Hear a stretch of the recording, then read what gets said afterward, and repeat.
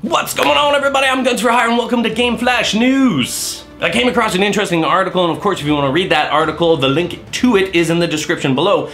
But it was a discussion between OXM Gaming News or magazine or whatever, online, whatever, and Mark Rubin, the executive producer of Infinity Ward for the upcoming game Call of Duty Ghosts. In the discussion, Mark Rubin basically says that majority of the Call of Duty community, the millions, the vast majority, we're not talking about the competitive gamers, which is a small percentage. You know what I mean? I'm not talking about the people watching the competitive gamers. I'm talking about the competitive gamers themselves. Represent a small portion of that community. The same thing could be said for the hardcore gamers. I'm talking about the people that take Call of Duty serious. You're not competitive, but you know what? You play with your friends, you play every night, you want to win, you come up with strategies, you try and improve. Again, small portion. The vast majority of these people are the casual gamers, the people that come home from work, still play a lot of it though. And that's what this article is saying, and I kind of agree with it as well, but the classification doesn't make sense. He says that the majority of Call of Duty gamers are not hardcore gamers. Heck, they're not even gamers.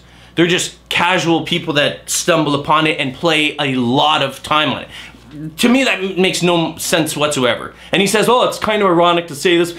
No, it just doesn't make sense. I don't care who you are. If you play video games consistently, and I'm talking about like a few times during the week even, not even every single day, but you play an hour here, an hour here, hour here, and that happens every single week. I don't care if it's at the end of the day, before you go to the club, or whatever the case may be, you're a gamer. You may not want to be classified as gamer because you think it's nerdy, even though you enjoy it, and it is a lot of fun. Oh yeah. But you are a gamer. And that's, like, think about it this way. If every day at the end, and we're talking about like people that come home every day, play an hour before dinner, after dinner, whatever, and then go watch their TV. Like, they're not playing all night long, but they're playing for at least an hour. You know what I mean? They come home, they play an hour, and it's like every day. If you went with your friends every single day, you went to a baseball field and you played 1 to 2 hours of baseball every day with your friends.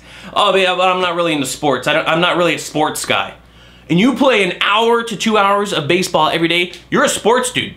You're into sports, dude. I mean, that's the reality. Saying that someone who plays an hour to 2 hours every single day is not just not a hardcore, but not a gamer, is asinine. And it doesn't even make sense. You're a gamer. Just get over it. Accept it. Embrace your inner nerd. But the article does make sense. What he's talking about is truth. I mean, before I even got into YouTube, before I even knew that people made gaming videos, which there weren't a lot actually, to be quite honest, when I first got involved. There were some known channels, you know, at the time there, but they weren't like what it is today, where there's just thousands and thousands of channels.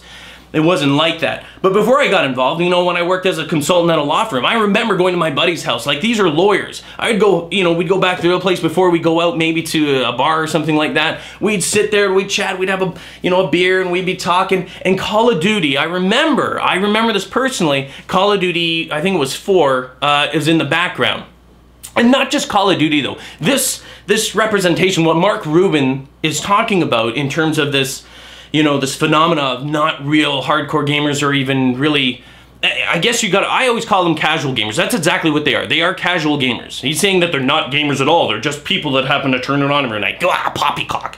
They are gamers. They just not taking it seriously. You can't honestly do it. They've invested in it. They invest a lot of time in it. They find some sort of enjoyment, but classification, I don't care what you're gonna call them. A light feathery, it's light dusting of a gamer. Who cares? They're a gamer, that's it. But I remember going to these dudes' house, having beers, talking about our day, and we would just jump on, and it would be Call of Duty. We would jump on because the games would be like 5 to 8 minutes. You jump on there. Maybe we did a little private match and 1v1 and just had some laughs and stuff, or we jumped on the game itself, split screen, whatever the case. I don't think it was split screen at the time because it was Call of Duty 4, but we would just jump on. We wouldn't have to wait a long time. If we were like an hour to 2 hours before we were going to the bar, you'd turn it on, you'd be like, you know, 5 to 8 minutes, boom, pass the controller, whatever. And you wouldn't think about it, and you'd laugh, and everyone like, ah, it's crazy out here, go shoot some people. And it would be running in the background, and you'd like it. And no other game would be turned on. So I get that, you know, that weird niche that makes up majority of those people. And the same thing can be said now though with Battlefield. It's those numbers and the success that Battlefield has even though we hear these ragings, and it's kind of funny because the people raging, the people that are most loud about a certain thing or defending something or fanboyism in terms of Call of Duty versus Battlefield or anything, doesn't matter what it is, whether it's a system versus a system, these are hardcore gamers. But what they're defending and saying, oh, well, Battlefield is blowing up, it's not because it's something good for people like you. It's not blowing up because they're going more hardcore and they're feeding you and giving you what you want. Heck, most of the time, the hardcore gamers are the ones complaining the most because it's varying from the actual, the primary source, how it originally started, where it was hardcore for Battlefield gamers. You know what I mean? When they played that. Now they're, DICE and EA, being smart businessmen, people aren't here. This isn't the Red Cross. They're not here like, oh, we just make games for the hardcore gamer. We love games so much, we don't care about making money. They're there as a business to make money, and doing it for that casual gamer, that drop in, drop out kind of mentality is a smart business move. And that's exactly what they've done. The vast majority, even in Battlefield 4, of the millions that are gonna sell, are those people that just turn it on before they go to whatever. They may be a little bit more serious though.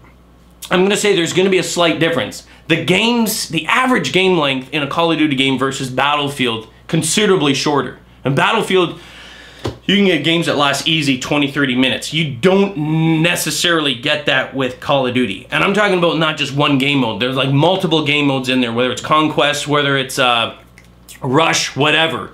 It doesn't matter. Those games last quite a long time. You don't normally get anything like that in Call of Duty. Those games are over usually within 10 minutes, maybe 12, depending on how long you stretch it, like a search and destroy or something like that, or a ground war, whatever the case may be. But on average, it's a lot quicker.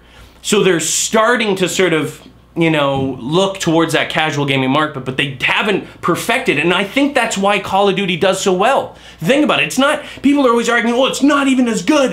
There's destruction here. It doesn't matter. What they've done is they've made a game that is perfect for that casual gamer. Casual. They made it perfect for it. It's quick, it's fast, it's done. If Battlefield makes various things where it's really, really quick, there's 5 to 10 minute long matches, they may be able to steal the actual audience. But until they do that, Call of Duty is still gonna outsell them. That's what I personally think. And it's not based on quality. And I'm not crapping on Call of Duty, but I think it's that difference. It's that realization like, hey, we've got this weird audience that just wants quick matches before they go to the bar. Perfect, keep it going, no problem. Anyway, that's it. How do you guys feel about that? How do you feel about that casual gamer market? But you watching this are likely a hardcore gamer, or you wouldn't be watching this because you wouldn't really care. These casual gamers, they don't give a crap about news about video games. You do, which makes you an actual gamer. Whether you consider yourself hardcore or whatever, you are a gamer, and you know that. So I don't know, how do you feel about games being made like Call of Duty specifically for that audience? Because they've obviously, Activision, Infinity Ward, Treyarch, they know what they've done, and they're very good at doing it. Well, how do you feel if you're Battlefield? How do you feel about them doing that to Battlefield? Because it's happening right now.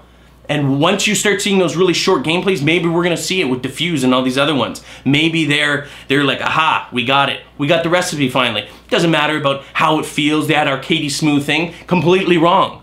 It's the matches. It's how quick in and out you can make things. That's what's gonna actually attract people. And I think that's right. That's just my opinion. What's yours?